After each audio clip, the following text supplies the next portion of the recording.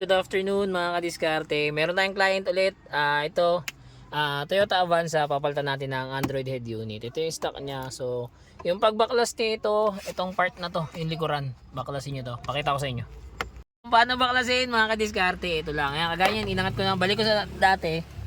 Kaya lang, balik natin ulit yung pagkakaklip para makita nyo. Yan.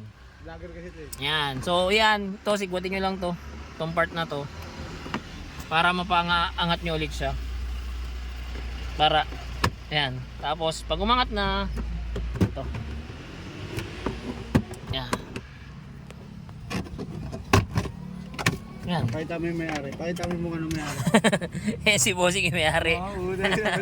Ito yung, ito yung stereo niya. Tatanggalin nyo lang to. Yung mga tornilyo na to. Bali, 4 na tornilyo yan kabilaan. Okay? Tapos, mariremove nyo na tong panel frame. Yan, so tanggalin natin yung pinaka-tornilyo. Tapos tanggalin nyo na lang yung mga harness na yan. Wala.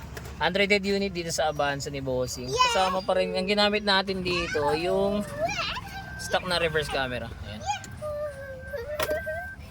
Siyempre kasama pa rin sa pinalitan natin yung frame.